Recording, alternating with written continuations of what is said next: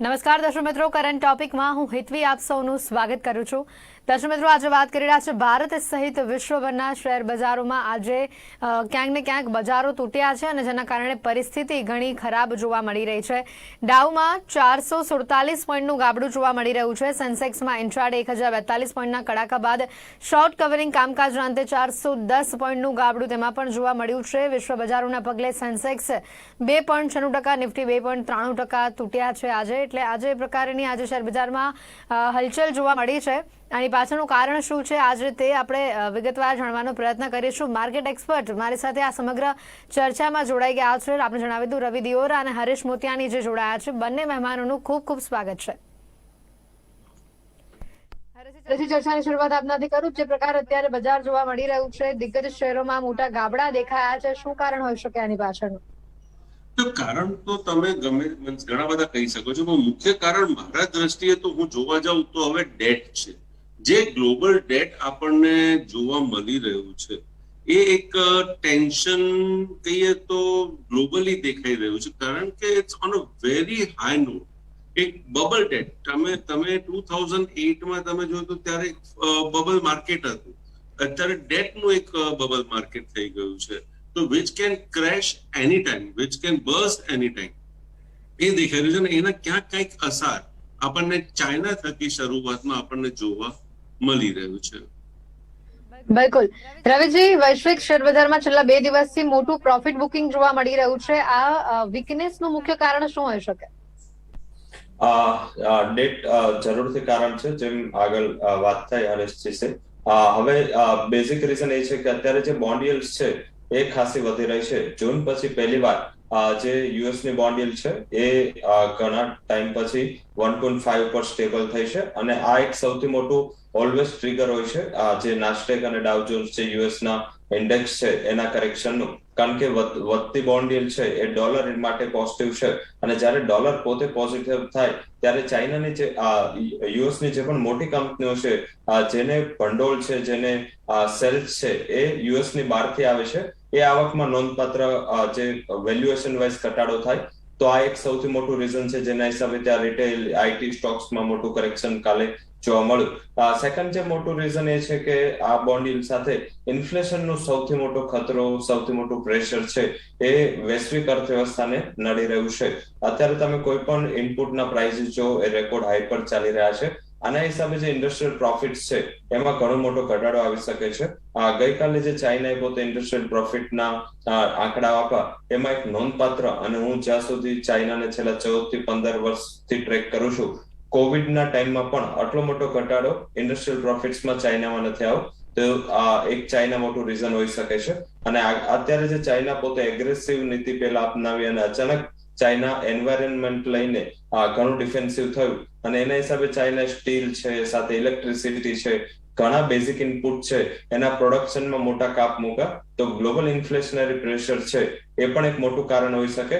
હવે આની રેપ્લિકા શું આવશે, આની ઇફેક્ટ શું આવશે આગળ જતા, કે આ ઇન્ફ્લેશન વધતું જશે તો ગ્લોબલ સેન્ટ્રલ બેન્કર્સને પોતે ઇન્ટરેસ્ટ રેટ વધારવા પડશે, જે પણ ઓવરમાં લિક્વિડિટી આપી છે, જેના હિસાબે વૈશ્વિક શેર બજાર કે કોઈ પણ અસેટ ક્લાસ સારા લેવલ પર છે ત્યાં થોડું પ્રોફિટ બુકિંગ આવી શકે છે. બિલકુલ. આગળ જોઈએ તો જે પ્રકારે આપ ચાઇનાની વાત કરી રહ્યા છો, ખાસ કરીને જે સમાચાર ચાઇનાથી ખરાબ આવી રહ્યા છે એના પર તો આપણે નજર કરી જ રહ્યા છે. એવરગ્રાન્ડ ખાસ કરીને જોઈએ, નાદારી જોઈએ, વીજળીની અછત જોઈએ, પોલિસીની અનિશ્ચિતતા પર ત્યાં જો થોડું ફોકસ કરીએ તો આ બધા વિક્ષેપોથી વૈશ્વિક અર્થતંત્ર પર ખરાબ અસર અહીંયા પહોંચશે એવું લાગી રહ્યું છે. કારણ કે આજે જે આ સમાચાર આવ્યા એના પછી આ આખું વીક એટલે શુક્રવાર સુધીની માર્કેટની હિલચાલ એ ઘણી જોવાલાયક રહેશે, અથવા તો ક્યાંક સૌથી મોટું એક ડાઉનફોલ પણ જોવા મળી શકે, જો આપણે પ્રિડિક્ટ કરી શકીએ. રવિજી, ડેફિનેટલી આ એક સૌથી મોટો ઇશ્યુ ચાઇનાનો છે, અને આના હિસાબે તમે જો ચાઇનાના માર્કેટનું વાર્ષિક રિટર્ન જો તો ચાઇનાના બેઝિક લિસ્ટેડ શાંઘાઈ માત્ર 10% ચાલુ છે. અને આ જ એક બેઝિક રીઝન છે કે ચાઇના પોતે પોતાની પોલિસી છે, અત્યાર સુધી ચાઇના છે એ લોઅર પ્રાઇસ અને લોઅર કોસ્ટ માટે જાણીતું હતું. હવે ચાઇનાને સૌથી મોટો પ્રોબ્લેમ નડી રહ્યો છે. તો આ ચાઇનાની બેઝિક ઇકોનોમી છે ત્યાં હું ઘણા ડાઉનફોલ જોઉં છું. અને આગળ જતા આ ભારત માટે ઘણું પોઝિટિવ છે. મોટી સપ્લાય ચેન છે, એનું ચેન છે જે ઇન્ડિયામાં થઈ શકે છે, એની ઘણી પોસિબિલિટીઝ છે. જો ગવર્મેન્ટ પોલિસી અંતર્ગત થોડું રિલેક્સેશન આપે તો ઇન્ડિયા એક મોટો હબ બની શકે છે. તો બીજાના માટે નુકસાન, આપણા માટે ફાયદો છે. Second, હોંગકોંગના market. હોંગકોંગ જોશો તો જેમાં ચાઇનાની મોટા ભાગની કંપનીઓ લિસ્ટેડ છે, ત્યાં પણ વર્ષનું માત્ર 5% રિટર્ન આવશે. તો આ ક્લિયર ઇન્ડિકેશન છે કે ચાઇના થોડું નબળું પડી રહ્યું છે. આના સામે જો હોંગકોંગના માર્કેટ સામે ભારતીય માર્કેટનું રિટર્ન જો તો એ 57% છે, 10 ગણું રિટર્ન છે. તો આ એક સૌથી મોટું તમને ઇન્ડિકેશન છે, કારણ કે સ્ટોક માર્કેટ છે એ ઇકોનોમીનું એક બેરોમીટર છે, ઇકોનોમીના ટ્રેન્ડનું એક રિફ્લેક્શન બતાવતું ઇન્ડેક્સ છે. આ ઇકોનોમી નથી, પરંતુ આ એક તમને ઇકોનોમીની હાલત કેવી છે એ બતાવતું ઇન્ડિકેટર છે. તો ત્યાં ક્લિયરલી વિઝિબલ છે. સેકન્ડ, જે એવરગ્રેન્ડ નો ઇશ્યુ છે એ અત્યારે ચાઇનાએ થોડું પ્રેશર લઈ લીધું છે. હાલાકી મને નથી લાગતું કે ચાઇનાની ગવર્મેન્ટની જે નીતિ છે એ નીતિ તરફથી કોઈ સપોર્ટ છે એ આ કંપનીને મળે. તો નાદારી નક્કી છે, ત્યાં આગળ જતા એક ઇશ્યુ ઉભો થશે. અત્યારે એવરગ્રેન્ડ છે પોતે પોતાની ઓવરસીઝ એસેટ વેચી રહ્યું છે અને ધીમે ધીમે પોતાના ડેટ પે કરી રહ્યું છે. પરંતુ જો કંપની સક્ષમ હોય પોતાના ડેટ પે કરવા તો આ ઇશ્યુ ઉભો જ ના થતે. તો મારા હિસાબે આ ઇશ્યુ આગળ જતા નડશે. સેકન્ડ, ચાઇનાને ઇલેક્ટ્રિસિટીની શોર્ટેજ નડી રહી છે. આ ઇલેક્ટ્રિસિટીની ડિમાન્ડ ચાઇનામાં સતત વધી રહી હતી. એની સામે જે એન્વાયરમેન્ટ રિલેટેડ ઇશ્યુ આવ્યા એના હિસાબે ચાઇનાએ જે કોલ બેઝ પાવર પ્લાન્ટ હતા એને બંધ કરવા માટે આદેશ આપ્યો. ત્યાં ભારત જેવું નથી, ત્યાં ઓવરનાઇટ બધી વસ્તુ બંધ કરવા માટે આદેશ અપાય છે. તો આ પોલિસીની અનસર્ટનિટી ત્યાં નડી અને આના હિસાબે ઇલેક્ટ્રિસિટીની મોટી શોર્ટેજ રહી અને ઘણા એવા મોલ્સ છે, એસી ચલાવવા બાબત પણ ઘણા એવા રેગ્યુલેશન જાહેર કરવામાં આવ્યા. તો આ એક ક્લિયર રિફ્લેક્શન છે કે ત્યાં પોલિસી રિલેટેડ મોટી અનસર્ટિનિટી છે. તો આગળ જતા હું એવું એક્સપેક્ટ કરું છું કે જો વૈશ્વિક અર્થતંત્રમાં ઇન્ફ્લેશન સિવાય જો કોઈ મોટો ખતરો હોય તો એ ચાઇના છે. ચાઇના જો પોલિસી નહીં સુધારે તો આઈ થિંક કે ઇન્ફ્લેશનને અહીંયાથી વધારે પ્રેશર આપશે. ઇકોનોમીની હાલત ત્યાં ધીમે ધીમે ખરાબ થઈ રહી છે. જેમ આગળ પણ વાત થઈ કે મીન્સ કે ચાઇનાની સૌથી મોટી કંપની અલીબાબા અને એના ચેરમેન અત્યારે ગાયબ છે. તો આવી પોલિસીની અનસર્ટનિટીઝ છે એ ચાઇનાનું ગ્લોબલ લેવલે પિક્ચર ખરાબ કરી રહી છે. આઈ થિંક કે મને એવું લાગી રહ્યું છે કે ડેફિનેટલી જે તમે ઇન્ડિકેટ કર્યું છે કે આગળ જતા ચાઇનાનું જે ખતરો છે વૈશ્વિક અર્થતંત્ર સામે કે વૈશ્વિક શેર બજાર સામે એ ઉભો છે. બિલકુલ હરેશજી, મોંઘવારીનું જોર ભારતમાં ઘણા સમયથી વધી રહ્યું છે અને આ જોરના કારણે ભારતીય અર્થતંત્ર અને ઇક્વિટી માર્કેટના વિકાસને ક્યાંક પાટા પરથી ઉતારી દે એવું આપને લાગે છે. અને સાથે જ કેટલાક શેર્સની પણ આજે વાત કરીએ. ભારતીય શેર્સમાં જે પ્રકારેનું ઉતાર ચઢાવ આજે જોવા મળ્યો છે એને આપ આગળના સમય માટે કઈ રીતે પ્રિડિક્ટ કરી રહ્યા છો? આગળની સમયમાં તો હું એક પ્રિડિક્ટ કરી રહ્યો છું, મે બી કદાચ હવે થોડી ઘણી સ્ટીમ આ માર્કેટમાં બાકી હશે, બટ અધરવાઇઝ તો ગ્લોબલ ક્યુઝના કારણે આપણને આજે નહીં તો કાલે એટલે તમારે એક કહેવતમાં તમે લઈ લો કે means in near future, preferably November, દિવાળીના આજુબાજુમાં આપણને કરેક્શન જોવા મળી શકે છે. મેઇન મુખ્ય કારણ જે મેં આગળ બી વાત કરીને ધ્યોરજી બી વાત કરી, માર્કેટ આપણું પોઝિટિવ છે, લોંગ ટર્મ માટે આપણે પોઝિટિવ રહીશું, વોટ નોટ, એ બધી વાત બરાબર છે. પણ હાલના તબક્કે તો હું એમ કહું કે risk reward ratio is in favour of going short, mean profit booking. હજી મંદીની વાત નથી આવી, બટ ઇન્વેસ્ટમેન્ટ કરવા આ લેવલ ઉપર હું કઈ બહુ એગ્રેસિવ ઇન્વેસ્ટમેન્ટ ના કરું આ લેવલ ઉપર. એનું કારણ મેઇન તો ડેટ માર્કેટ જ છે. તમને ખબર છે ડેટ માર્કેટ શું છે અત્યારે? જીડીપી ગ્લોબલની હું વાત કરું છું, ઇન્ડિયાની ફક્ત વાત નથી કરતો. ગ્લોબલની જે જીડીપી છે ને એના 355%. એટલે દાખલા તરીકે તમારી ઇન્કમ 1 લાખ રૂપિયા હોય તો તમારા માટે 3,55,000 રૂપિયા લોન છે. તો એ તમે કઈ રીતે ચૂકવવાનું છો? Which is not a low amount, right? હવે આ ટેમ્પરિંગ, જ્યારે આ બધું જે ફંડ કઈ રીતના આપણને જોવા મળ્યું છે, તો just because of corona effect, જેમ પહેલા 2008માં સેન્ટ્રલ બેન્કે ફંડ ફ્લો આપ્યો, મની ફ્લો આપ્યો હતો, એ રીતે અત્યારે કોરોના જયારે આવ્યું તો કોરોના વખતે ફંડ ફ્લો માર્કેટમાં છોડી દીધું છે. તો એક ટાઈમ આવશે કે જયારે ટેમ્પર થશે, એટલે વિડ્રો થશે, અને એ એક્સપેક્ટેડ છે નવેમ્બર મહિનામાં. તો વેન ઇટ સ્ટાર્ટ્સ ટેમ્પરિંગ, હવે સવાલ એ છે કે ટેમ્પરિંગ કઈ રીતના કરી રહ્યા છે? સ્મોલ સ્કેલ ઉપર કરી રહ્યા છે કે લાર્જ સ્કેલ ઉપર કરી રહ્યા છે? જો સ્મોલ સ્કેલ ઉપર કરશે તો નથિંગ ટુ વરી. હમણાં આઈ થિંક ગઈકાલે કે પરમ દિવસે જેને ગેલનનું બી સ્ટેટમેન્ટ આવી ગયું કે હવે ગવર્મેન્ટ, યુએસના ગવર્મેન્ટમાં 18 તારીખ સુધી જ ફંડ છે. જો એ નહીં મળે તો ક્વાઇટ પોસિબલ તમને ગવર્મેન્ટ જે છે એ બંધ થતું જોવા મળશે, મીન્સ ગવર્મેન્ટ વર્કિંગ બંધ થઈ જશે. તો એ બી એક ચિંતાની વાત છે. તો ગ્રેજ્યુઅલી તમે જુઓ તો તમને બધી જગ્યાએ ક્યાંક ને ક્યાંક નેગેટિવ જોવા મળે છે. હવે વાત કરું કઈ રીતના નેગેટિવ થશે.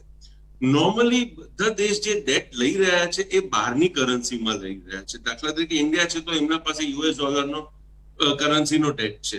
વેરેસ ચાઇના જે છે, ચાઇના પાસે ડેટ જે છે એ પોતાની કરન્સીનો છે. એમના પાસે જે ફોરેન કરન્સી છે, ફોરેન કરન્સી એમને બહાર બીજા દેશોમાં આપ્યું છે, જેમ કે નાયરોબી છે, આફ્રિકા છે, વગેરે વગેરે એવા ઘણા બધા દેશોમાં એમને ફોરેન કરન્સીનો ડેટ આપ્યો છે. હવે એમને જયારે ફંડની જરૂર પડશે, કારણ કે એક ઓપેક કન્ટ્રી છે ચાઇના જે છે, ઓપેક છે. ઓપેક એટલે કે ત્યાંનું તમને એકચ્યુઅલ તમને કઈ ખબર ના પડે, જ્યારે થશે ત્યારે એકદમ બસ થશે.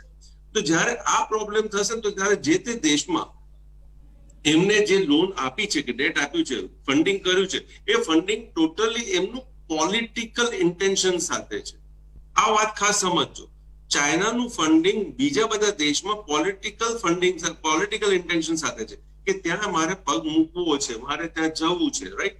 એ રીતના છે, કંટ્રોલ કરવાનું એમનો એક ઇન્ટેન્શન હોય છે. તો જ્યારે અહીંયા પ્રોબ્લેમ થશે ને ફંડિંગમાં જ્યારે કન્ટ્રીને દબાવશે તો ક્વાઇટ પોસિબલ એક પોલિટિકલ ટેન્શન બધી જગ્યાએ શરૂ થઈ શકે છે. બીજી વાત ખાસ કરું, ન્યુક્લિયર વેપન ઘણા બધા પાસે છે, ઘણા બધા દેશો પાસે હવે ન્યુક્લિયર વેપન થઈ ગયા છે. તો જ્યારે આ બધી બબાલ થશે ફંડિંગની, કઈ બી એનીથિંગ કેન હેપન. હું એમ નથી કહેતો ન્યુક્લિયર વોર થશે, but anything can happen. And when anything can happen, quite possible market crash તો થવાનો છે. એમાં પછી આપણા માર્કેટનું નો ડાઉટ આપણું પરવ્યુ સારું હોય, આપણી પોલિસી સારી હોય, but when the global market crashes, ત્યાં પ્રોબ્લેમ આવશે બધી રીતે, મીન્સ ફાઇનાન્શિયલી, પોલિટિકલી, તો આપણું માર્કેટ બી કઈ બાકી તો નથી રહેવાનું. કેમ કે આપણું માર્કેટ જે ચાલી રહ્યું છે ફંડ ફ્લો થી ચાલી રહ્યું છે, મની ફ્લો થી ચાલી રહ્યું છે, and that money flow comes basically from all this countries, right? તો આ વાત ખાસ સમજવા જેવી છે. તો રિસ્ક રિવોર્ડ રેશિયો હાલના તબક્કે is very sensitive, so B cautious in investment. આ મારું માનવું છે. બિલકુલ. રવિજી, અહીંયા ઘણા સમયથી એક નોટિસ કરીએ તો એક્સપર્ટ તરફથી એવા મંતવ્યો આવી રહ્યા છે કે બજાર એ ફંડામેન્ટલ્સ કરતા આગળ ચાલી રહ્યું છે, તો આના પર આપનો શું મત છે?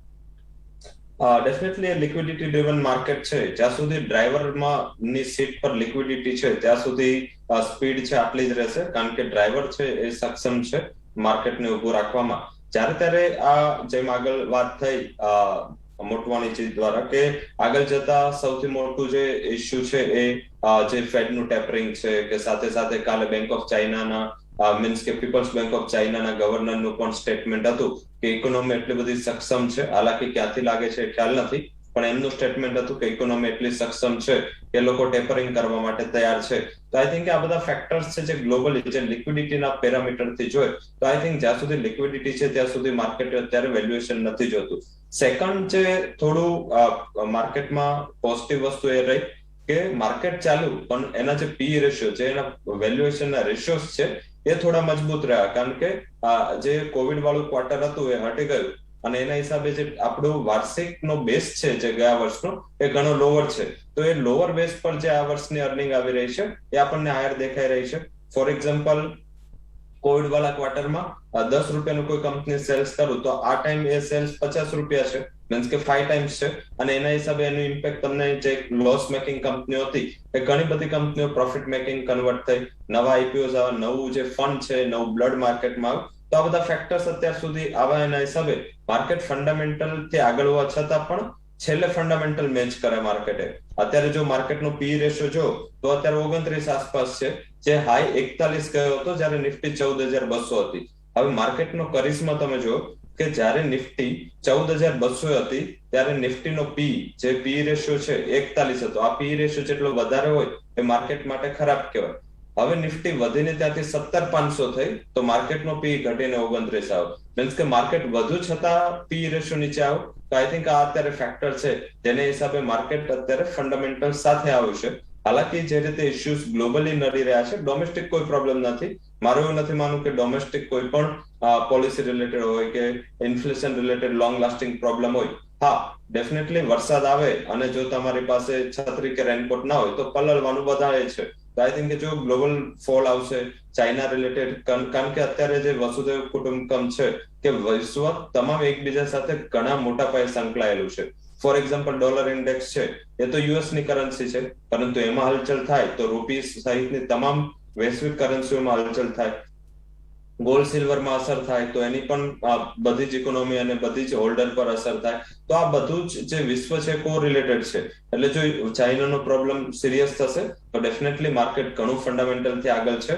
અને માર્કેટમાં પ્રોબ્લેમ શું છે કે આ બંને જો ઇવેન્ટ સાથે થશે તો તકલીફ પડશે. કારણ કે જો નવેમ્બરમાં ફેડ પોતાની લિક્વિડિટી પાછી ખેંચવાનું છે, ચાઇના પણ જણાવ્યું છે કે એ પણ આવતા મહિનેથી લિક્વિડિટી પાછી ખેંચશે.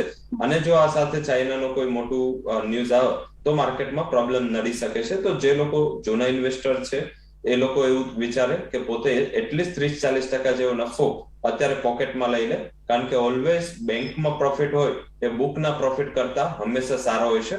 અધરવાઇઝ શું થશે કે જ્યારે માર્કેટ ફોલ થશે ત્યારે જો તમારી પાસે ફંડ નહીં હોય તો ઓપોર્ચ્યુનિટી મિસ થશે. તો આ ઓપોર્ચ્યુનિટી મિસ ના થાય એના માટે અત્યારે થોડું નફારૂપી વેચવાલી કરવી જોઈએ. બિલકુલ, આગળ જોઈએ તો હરેશ, અત્યારે પેટ્રોલ, ડીઝલ, નેચરલ ગેસના ભાવ જે પ્રકારે વધી રહ્યા છે, આ ભાવ વધારાના કારણે કહી શકાય કે તેની સાથે સંકળાયેલા સેક્ટર્સમાં આગળ કેવી અસર જોવા મળશે? દેખીતી વસ્તુ છે. આપણા દેશમાં તો આ એકદમ નેગેટિવ ગણાય છે. ક્રૂડ આપણું મેક્સિમમ ઇમ્પોર્ટ છે અને ત્યાં જ્યાં તમારે ક્રૂડ જો ઇમ્પોર્ટ કરવું હોય અને રેટ્સ વધતા આપણને જોવા મળે તો એ તમારે ઇન્ફ્લેશન ઉપર ઇફેક્ટ આપવાનું જ છે.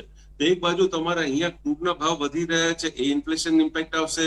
નવેમ્બર મહિનાથી જો ટેમ્પરિંગ શરૂ થશે અને ઇન્ડિયામાંથી જો પૈસા વિડ્રો થવાના શરૂ થશે, એફઆઈઆઈ નો ડાઉટ આજના તારીખમાં તો આપણે બાઇંગ પોઝિશનમાં છે, but in case FII selling જો શરૂ કરી દે તો શું થશે? તો દેખીતી વસ્તુ છે કે ત્યાં આ એક પ્રોબ્લેમ ક્રિએટ કરશે, ઇન્ફ્લેશન વધશે. અને જેમ દેવરાજીએ વાત કરી કે ભાઈ ફંડ ફ્લો આવી રહ્યો છે, તો ફંડ ફ્લો આવી રહ્યો છે અને આપણને ખબર છે કે હવે ઇટ્સ અ હાઈ ટાઈમ. કેમ કે ફંડ ફ્લો જે શરૂ થયો હતો that was safe since April 2020, right? તો ઓલમોસ્ટ દોઢ વર્ષ આ વાતને થઈ ગયું છે. તો દોઢ વર્ષ fund flow is quite good enough, and now when the economy is getting open, તમે જો અત્યારે બધી વસ્તુ ખુલી રહી છે, તો બધી વસ્તુ જ્યારે ખુલવાની શરૂઆત થઈ છે તો પૈસા વિડ્રો થશે. પૈસા વિડ્રો થશે તો જે નાની નાની કંપની હતી જે અત્યારે 5 ના 50 રૂપિયા પ્રોફિટ દેખાડે છે એમના બેલેન્સ શીટમાં, તો હવે એ બધી કંપનીઓ ક્યાં જશે? તો some may come, some may be alive, some may go bankrupt. કેમ કે અત્યારે તો કેવું છે કે બધા પાસે ફંડ છે, ફંડ આવી રહ્યું છે અને બધું ચાલી રહ્યું છે. તો I am more cautious than aggressive in buying. જી હા, અમુક સ્ટોક એવા છે કે જ્યાં okay I can go long. અમુક સ્ટોકમાં જેમ કે હવે એફએમસીજી સેક્ટર છે, તો એફએમસીજી સેક્ટરને આઈ ડોન્ટ થિંક સો એવો કોઈ મોટો ઝટકો આવે. So that sector okay I can go long. Maybe એવા બીજા બી કંઈક ઇન્સ્ટ્રુમેન્ટ્સ આપણને મળી જાય કે જ્યાં તમને ફાયદો મળે. બટ that purview, જે ઇન્વેસ્ટમેન્ટનો પર્વ્યુ હશે, that would be at least for 3 to 4 years minimum, કે 5 years minimum, અને maximum 10 years. એટલે હું 5 થી 10 વર્ષ માટે હું એમાં સિપ શરૂ કરીશ.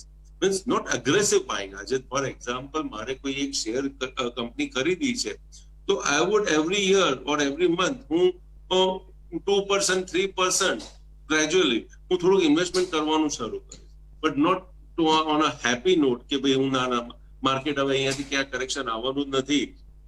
આ 7,000 થી 18,000 નિફ્ટી આવી ગઈ, 7,500 થી 18,000 નિફ્ટી આવી ગઈ છે, તો હવે 18,000 થી 28,000 ને 37,000 આવશે.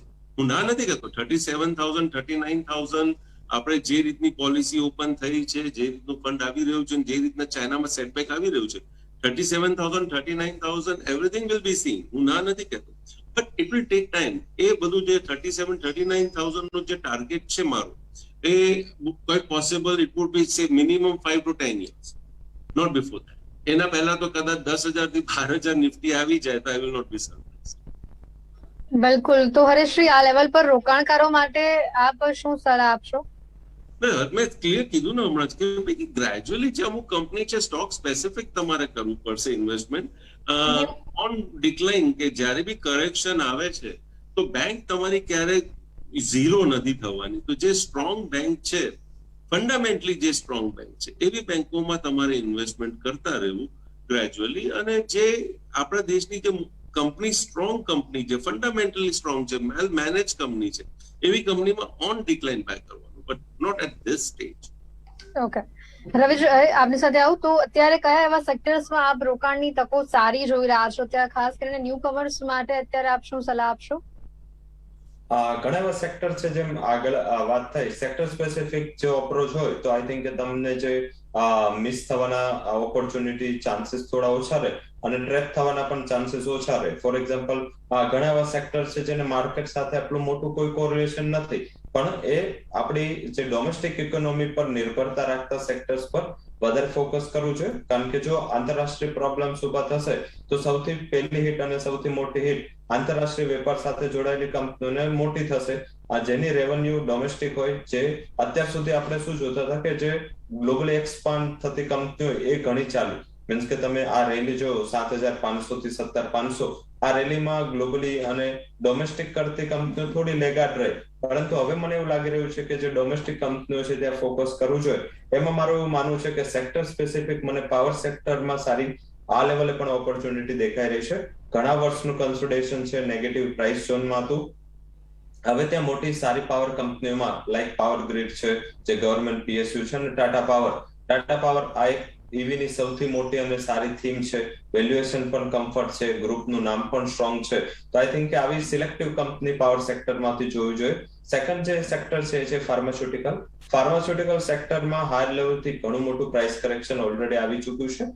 જે પણ લાઈફ સેવિંગ ડ્રગ હતા એના સેલ્સમાં 50% મોટો ઘટાડો જોવા મળ્યો કોરોનાના હિસાબે. તો આના હિસાબે શું થયું કે સ્ટોકના પ્રાઇસીસ ઘણા ક્રેશ થયા. તો ત્યાં સારી કંપનીઓ જે વેક્સિન સાથે જોડાયેલી છે, જેની પાસે રિસર્ચની સારી કેપેબિલિટી છે, ઇન્ક્લુડિંગ ડોક્ટર રેડિસ લેબ છે, કેડિલા છે, આઈ થિંક આવી કંપનીઓ પર ફોકસ કરવું જોઈએ. થર્ડ જે સેક્ટર હું એક્સપેક્ટ કરી રહ્યો છું એ છે આઈટી સેક્ટરમાં. હાલાકી પ્રાઇસીસ ઘણા ચાલી ગયા છે, તો સિલેક્ટિવ રહેવું ઘણું ઇમ્પોર્ટન્ટ છે. અહીંયાથી જો 10-15% સેક્ટરમાં કરેક્શન આવે અને આવતા મહિને અર્નિંગ પણ ચાલુ થશે, તો પેલી આઈટી થી ચાલુ થશે, તો એમાં વિપ્રો અને એક્સેલ ટેક આ બંને આઈટી માંથી મારી ટોપ પિક છે. તો આ સેક્ટર સ્પેસિફિક જ્યાં જો ઇન કેસ રૂપી વીક થશે, જે રીતે ઇન્ફ્લેશનની ચિંતા છે, ક્રૂડના ભાવ કૂદકે પુસ્કે વધી રહ્યા છે, નેચરલ ગેસના ભાવ 3 મહિનામાં ડબલ થયા છે, 1 તારીખે આપણે પણ ગેસનું પ્રાઇસ રિવિઝન છે. તો આઈ થિંક આ બધું જે ફેક્ટરને જો તમે કમ્બાઈન કરો તો આ જે સેક્ટર્સ છે જ્યાંની કોઈ નકારાત્મક અસર ના પડે, કે ડાયરેક્ટ એ કોરિલેટેડ નથી, વૈશ્વિક અર્થતંત્રની મોટી ઇમ્પેક્ટ છે એ આ સેક્ટર્સ પર નહીં પડે, તો આવા ડિફેન્સિવ સેક્ટર છે જ્યાં રોકાણ કરવું જોઈએ, જ્યાં વેલ્યુએશન ગેપ છે, એવા પાવર સેક્ટરમાં રોકાણ કરવું જોઈએ. તો મારા મત મુજબ આ 3 સેક્ટર છે જ્યાં હું એક્સપેક્ટ કરી રહ્યો છું કે આગળ જતા હજી પણ બાઇંગની ઓપોર્ચ્યુનિટી છે. હાઈ બીટા સેક્ટરમાં થોડું ઓછું ફોકસ કરવું જોઈએ. બિલકુલ. અને સાથે જ રવિશ્રી, કયા એવા સેક્ટર્સ છે કે જ્યાં આપ સલાહ આપશો કે રોકાણ કરતા પહેલા એકવાર બેકફૂટ લેતો એકવાર સાવચેતીનું પણ સ્ટેપ જોઈ લે? પેલું સેક્ટર છે રિયલ એસ્ટેટ. રિયલ એસ્ટેટ સેક્ટરના જે પ્રાઇસીસ છે સ્ટોકના એ મલ્ટી ટાઈમ્સ વધ્યા છે. હાલાકી અર્નિંગ ઘણી પાછળ છે, ફંડામેન્ટલ કરતા ઘણા આગળ વધ્યા છે. સારા ન્યૂઝ પણ ઘણા હતા, રિકવરી પણ ડિમાન્ડમાં છે રિયલ એસ્ટેટની, પણ ભાવો એક જ ક્વાર્ટરમાં 5 ગણા થવા, 4 ગણા થવા, આટલા સારા રિયલ એસ્ટેટના ફંડામેન્ટલમાં ચેન્જ નથી. તો આઈ થિંક કે ત્યાં એકવાર નફા રૂપી વેચવાલી કરવી જોઈએ. એનબીએફસીસ છે, બેંકો જેમ આગળ હરેશજીએ જણાવ્યું, સારી પ્રાઇવેટ બેંકો ટકી જશે, પરંતુ જે એનબીએફસીસ છે જે પ્રાઇવેટ બેંક પર નિર્ભરતા રાખે છે અને એમનો માર્કેટ શેર ધીરે ધીરે ઘટી રહ્યો છે, તો ત્યાં થોડું કોશિયસ થવું જોઈએ. તો આ બંને હાઈ બીટા સેક્ટર છે જ્યાં મારું એવું માનવું છે થોડું ધ્યાન રાખીને ચાલવું જોઈએ. સાથે મેટલ સેક્ટર છે. મેટલ સેક્ટરમાં પણ જોઈએ તો ચાઇનાનું ભારતમાં પોઝિટિવ ઇમ્પેક્ટ આવશે, પણ જો ગ્લોબલ ઇકોનોમી થોડી વોલ્ટાઇલ થશે તો ત્યાં વધારે ફોકસ ના કરવું જોઈએ. અને આગળ જતા 2 વર્ષમાં ઘણા એવા સ્ટેટમાં ઇલેક્શન છે, તો ઓઇલ માર્કેટિંગ કંપનીઓ છે જ્યાં અત્યારે ક્રૂડના ભાવ વધવા નેગેટિવ છે, ને ઇલેક્શન આવશે ત્યારે પેટ્રોલ ડીઝલના ભાવ એટલા પેસથી નહીં વધી શકે. તો આ 4 એ સેક્ટર છે જેનું નેચર પણ હાઈ બીટા છે અને સ્ટોક્સ પણ ઘણા નીચેના લેવલથી ચાલ્યા છે, તો ત્યાં થોડું કોશિયસ થવું જોઈએ. બિલકુલ. હરેશજી, આપ અંતમાં શું એડવાઇસ આપશો? હું તો અત્યારે એ જ કહીશ કે ઇન્વેસ્ટમેન્ટ પોઈન્ટ ઓફ વ્યૂથી તો થોડોક કોશિયસ રહો, દૂર રહો. આપણે જે ઇન્વેસ્ટમેન્ટ કર્યો હોય, દાખલા તરીકે તમે 2020માં લાખ રૂપિયા કર્યો હોય, તો અત્યારે તમે તમારી મૂડીને અમુક પ્રોફિટ તમે બહાર કાઢી દો અને રીસ્ટાર્ટ અગેન. કોઈ શિફ્ટ કરતો હોય તો તમે તમારે મ્યુચ્યુઅલ ફંડમાંથી મૂડી ગ્રેજ્યુઅલી, હવે થોડું ઘણું માર્કેટ કરતા જે ઉપર આવે તો એમાં તમે ટોટલી ફંડ કાઢી દો એન્ડ ધેન અગેન 3 to 5% જે છે સ્ટાર્ટ ઇન્વેસ્ટિંગ. એટલે ઇન કેસ કરેક્શન આવે તો યુ આર નોટ હિટ. તમે ટોટલ અમાઉન્ટ થી તમે હિટ નથી, અને ગ્રેજ્યુઅલ અમાઉન્ટ તમે ઇન્વેસ્ટ કરતા જાઓ અને એમાં એવરેજ કરતા. સિમ્પલ. કોઈ પર્ટિક્યુલર શેર આપ હરેશજી પિક કરવા માંગશો? પર્ટિક્યુલર શેરમાં તો એક આઈટી સેક્ટરમાં મને બેસે છે. TCS is good, Infosys is good, કોઈ ના નથી. HCL Tech is good, Mindtree is good. IT સેક્ટરમાં થઈ ગયું. FMCGમાં હું ITC કહીશ. દેન હિન્દુસ્તાન યુનિલિવર છે, દે આર ગુડ. ફાર્માસ્યુટિકલમાં Sun Pharma, doctor Reddy is good. પછી કેમિકલમાં ટાટા કેમિકલ ઇઝ ગુડ. પછી ઓટો સેક્ટરમાં અમર રાજા બેટરી છે, એક્સાઇડ છે. બેટરી સાઇડમાં હું વધારે જઈશ, rather going on the 4-wheeler and 2-wheeler companies. અને બેન્કિંગમાં નાની બેંક છે IDFC ફર્સ્ટ, એફોર્ડેબલ પ્રાઇસમાં છે, તો દેટ વુડ બી ગુડ. ઇન્ફ્રાસ્ટ્રક્ચરમાં હું GMR ઇન્ફ્રામાં પ્રિફર કરીશ કે ત્યાં તમે ઇન્વેસ્ટ કરો. બીજું BHEL એ મારું એક ફેવરેટ સેક્ટર છે, રાઈટ ફ્રોમ સે 28-29 ત્યારથી અમે તમારા થકી મેં આમાં ઇન્વેસ્ટમેન્ટ લોકોને કીધું છે કરો. પછી છે BEL, Bharat electronic limited. Again that sector is good, that stock is good. વગેરે સ્ટોક્સ ઘણા સારા છે, but invest gradually on every decline. અને એક બીજો સેક્ટર છે, બીજો એક શેર છે જે ક્વાઇટ પોસિબલ બહુ ઓછા લોકોએ સાંભળ્યું હશે, બટ એના અંદર જયારે ગવર્મેન્ટની પોલિસી જો ફેવરમાં આવી જશે તો ઇટ કેન ક્રિએટ અ હેવોક. એ છે હેમિસ્ફિયર પ્રોપર્ટી. તો એ હેમિસ્ફિયર પ્રોપર્ટીમાં બી ઓન ડિક્લાઇન તમે ખરીદી, પણ એ એક શેર એક એવો છે કે ઇટ્સ અ રિસ્કી બાય, કે કદાચ ગવર્મેન્ટની કંઈક પોલિસી ના આવીને કંઈક થઈ ગયું તો પછી એમાં નુકસાન થઈ શકે છે. તો એમાં એક થોડું નહીં ઘણું રિસ્ક ફેક્ટર સાથે છે, બટ ઇન કેસ એ જો ક્લિક થઈ જાય તો it can become a jackpot. બિલકુલ. તો દર્શક મિત્રો, આજે જે પ્રકારે વાત કરી, આજે વૈશ્વિક શેર બજારમાં જે પ્રકારે ગાબડાઓનો માહોલ જોવા મળી રહ્યું છે, ભારતીય શેર બજારમાં પણ કંઈક એવા જ પ્રકારની પરિસ્થિતિ જોવા મળી રહી છે. આ પરિસ્થિતિની વચ્ચે રોકાણકારો માટે અને ખાસ કરીને જે વર્ગ નાનું રોકાણ કરવા માંગી રહ્યું છે તેના માટેની આજે વિશેષ ચર્ચા કરી. અને આ ચર્ચામાં મારી સાથે જોડાતા રવિ દિયોરા અને હરેશ મોતિયાની બંને મહેમાનોનો ખૂબ ખૂબ આભાર. આપ જોડાયા તે બદલ. દર્શક મિત્રો, ત્યારે હાલ કરંટ ટોપિકમાં સમય થયો છે સમાપ્ત. ફરી મળીશું એક નવા વિષય સાથે. ત્યાં સુધી રજા આપશો. નમસ્કાર.